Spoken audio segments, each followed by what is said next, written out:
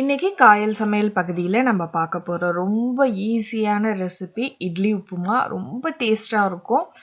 காலைல செஞ்ச இட்லி மிஞ்சி இருந்துச்சுன்னா அதை ஈவினிங் குழந்தைங்க வரும்போது ஸ்நாக்ஸா செஞ்சு கொடுக்கலாம் இதை. இப்போ இதுக்கு தேவையான பொருட்கள் என்னென்னன்றதை பார்க்க போறோம். இட்லி 5-6 இட்லி எடுத்துங்க.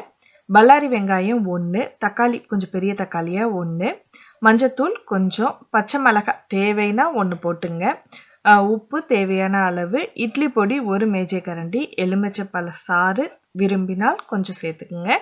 தாளிக்க கடுகு, சீரகம், உளுந்து, கடலைப்பருப்பு, முந்திரி பருப்பு, காஞ்ச வத்தல், கருவேப்பிலை. இதுதான் இப்போ தேவையான பொருட்கள். இப்போ எப்படி செய்யறதுன்றத நம்ம பார்க்க போறோம். இட்லி உப்புமா பண்றதா இருந்துச்சுன்னா அப்போ சூடா அவிச்ச இட்லியை இதுக்கு நீங்க யூஸ் பண்ணாதீங்க. அதாவது காலையில அவிச்ச இட்லியோ அல்லது முத நாள் செஞ்ச இட்லி இந்த மாதிரி ஃப்ரிட்ஜில் வச்ச இட்லியை யூஸ் பண்ணிங்கன்னா நல்லா இருக்கும். இப்போ கையை வச்சு நல்லா பிரித்து விட்டுடுங்க. ரொம்ப பெருசு பெருசாக உதுக்காம சின்ன சின்னதாக எடுத்து உதுத்து வச்சுங்க. இப்போ இந்த இட்லி உப்புமாக்குள்ள இட்லியை நம்ம ரெடி பண்ணி வச்சிருக்கிறோம். இப்போ எப்படி செய்யறதுன்றத நம்ம பார்க்க போறோம். கடாயில கொஞ்சம் தேவையான அளவுக்கு எண்ணெய் ஊற்றி, எண்ணெய் காஞ்சதுக்கு அப்புறம் கடுகு வெடிச்சதுக்கு அப்புறம் காஞ்ச வத்தல், கருவேப்பிலை கொஞ்சம் அதிகமாக போட்டிங்கன்னா நல்லா வாசனையா இருக்கும். அதோட தாளிக்கு கொடுத்த பொருட்களை எல்லாத்தையும் ஒண்ணா போட்டு கொஞ்சம் நல்லா வதக்கிடுங்க. இப்போ இதுல பொடிசா நறுக்கி வச்சிருக்கிற பல்லாரி வெங்காயம் போட்டிருக்கேன்.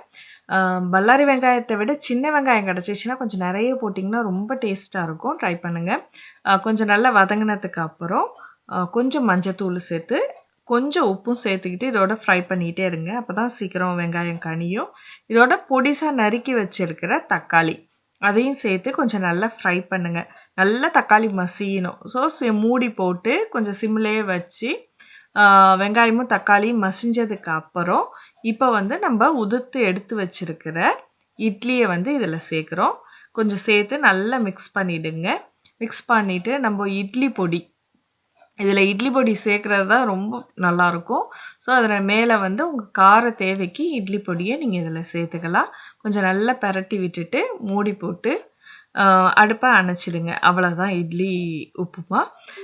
கடைசியாக நீங்கள் இதில் விரும்பினா கொஞ்சம் எலுமிச்சைப்பழ சாறும் கொத்தமல்லியும் மேலே தூவி நம்ம ஈவினிங் நேரம் ஸ்நாக்ஸாக சாப்பிட்லாம். நீங்களும் ட்ரை பண்ணி பாருங்கள். ரொம்ப ஒரு ஈஸியான ரெசிபி. உங்கள் குழந்தைங்களுக்குலாம் ரொம்ப ரொம்ப பிடிக்கும். நீங்கள் ட்ரை பண்ணி பாருங்கள். ட்ரை பண்ணி பார்த்துட்டு உங்கள் கருத்தை எங்களோட ஷேர் பண்ணிங்க. காயல் சமையல் பகுதி உங்களுக்கு பிடிச்சிருந்துச்சுன்னா சப்ஸ்கிரைப் பண்ணுங்கள். உங்கள் நண்பர்களுக்கு ஷேர் பண்ணுங்கள். அடுத்த ஒரு ரெசிபியில் சந்திப்போம். நன்றி.